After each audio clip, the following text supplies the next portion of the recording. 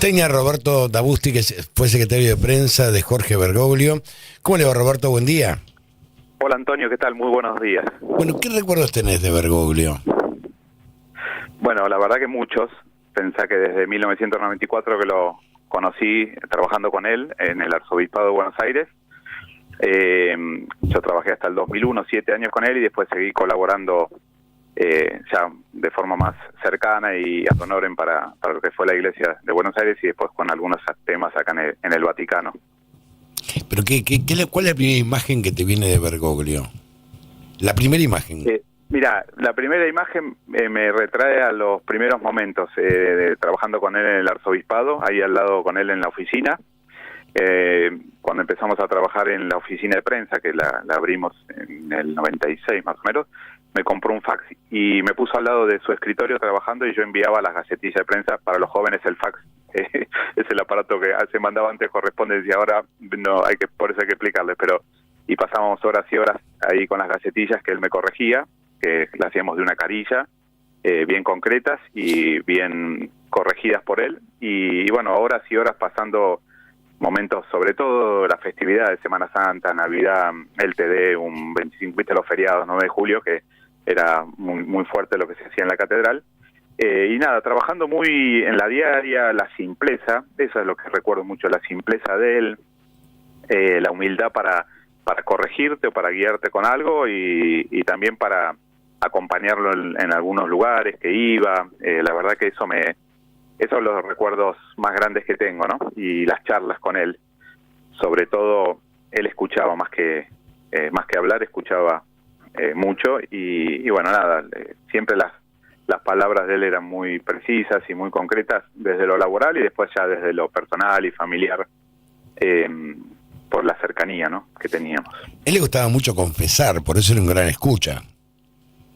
Sí, sabés que yo lo acompañaba cuando era la peregrinación a Luján, la noche anterior, y él se pasaba largas horas de la noche previa a, viste, cuando va llegando la gente, entrando a la basílica a la derecha, unos confesionarios que estaban ahí, él se sentaba ahí y iba escuchando, y me decía que era de las cosas que más le gustaba, porque ahí iba el pueblo fiel de Dios, me decía, viste, y aparte iba de gente de los distintos estratos sociales, de distintas partes de nuestra querida Argentina.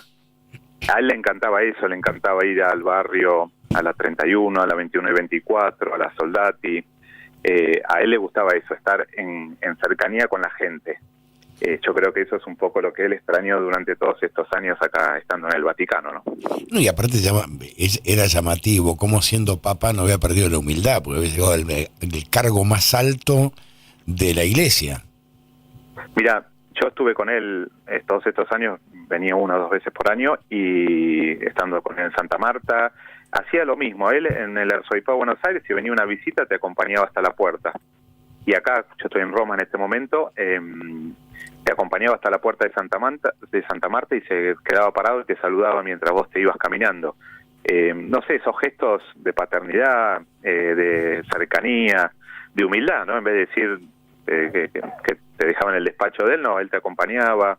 La simpleza de terminar una reunión, levantarse y lavar la taza del café que habíamos usado, o el vaso, esas cosas te marcan. O sea, si tu jefe, y después lo ves que ya como arzobispo, y no te digo como papa, pero lo vas viendo, y que sigue siendo el mismo, y que hace lo mismo, y que te escribe, o que te llamaba, en la simpleza, o sea, eso no lo perdió. Y por eso a mí me impactó mucho, hablando con los romanos, te dicen murió Francisco, no te dicen murió el Papa. Francisco es por la cercanía, ¿viste? Lo sentían como uno más de Roma. Aprovechaba él a veces para escaparse, iba a comprar los anteojos, a comprar un CD que le gustaba. Nada, esas cosas creo que marcan un hito, ¿no? O marcan una forma en que él esperaba y soñaba una iglesia a futuro. No, y también llama la atención la cantidad de personas que está yendo a despedirlo. Es un funeral enorme. No, esto, impresionante. Yo vengo recién de caminar del otro lado del Vaticano, vía Ottaviano, además, cuadras y cuadras de cola, pero la cola es de 5 personas de ancho, y así, cuadras y cuadras para familias con chicos de distintos países.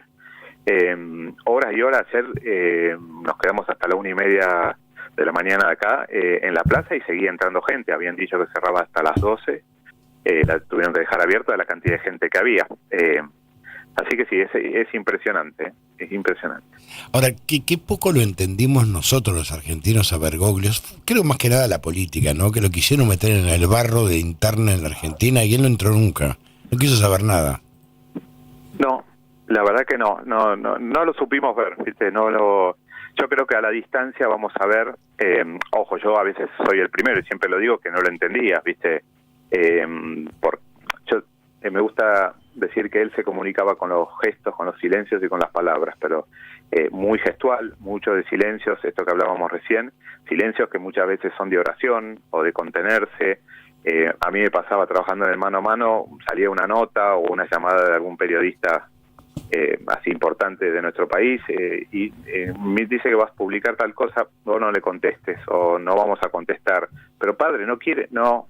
Entonces es como que dejaba correr el tiempo y bueno, me parece que a la larga, tanto en Argentina como en la iglesia, vamos a valorarlo, a entender muchas cosas que hizo y bueno, me parece que como vos dijiste no lo supimos ver o interpretar. Él siempre decía, yo tuve 76 años en la Argentina, sobre todo por esto de la visita, que si se iba a hacer, no se iba a hacer. Yo creo que él se fue de este mundo muy triste por no haber podido ir a la Argentina, pero bueno, no sé, capaz se pasó el tiempo, no encontró el momento, pero bueno, es una lástima, pero bueno, capaz con el tiempo y a la larga lo sabemos entender. O sea que a mí me valió varias críticas por Twitter y redes sociales, que son realmente una verdadera cloaca, que yo decía que el Papa era tan inteligente que no iba a entrar ni para un lado ni para el otro, que él no se iba a meter en el barro argentino porque porque no quería, porque él buscaba la unidad. Y te insultaba, no, bueno, pues es argentino, tiene que venir. Y yo decía, pero ¿para qué va a venir para que lo tironeen de un lado y del otro? ¿Qué sentido tiene? Y me parece que él se puso por sobre todo esto. Sí. Yo mismo le dije una vez, lo van a estar tironeando de la sotana de un lado y del otro. Que iba a ser como, viste, una presa de algún político, del presidente de turno, el que sea. Yo no voy a hablar de ningún presidente en particular. Pero sí, y bueno, yo creo que por eso dejó pasar el tiempo. Capaz se le fue el tiempo, tendría que haber sido antes, pero bueno, él supo por qué. Me gusta decir que él era el mejor ajedrecista del mundo. Siempre estaba 2-3 jugadas adelante de cualquiera, porque tenía una visión de lo que se venía o de lo que se podía venir, ¿no? Entonces él movía las piezas, muchas veces no lo entendíamos, gente cercana, yo te lo digo porque decís, ¿qué habrá querido hacer este hombre? ¿O por qué no habla? ¿O por qué se cayó? ¿O por qué dijo tal cosa? ¿O por qué tal cara? Pero bueno, creo que volvemos a lo anterior.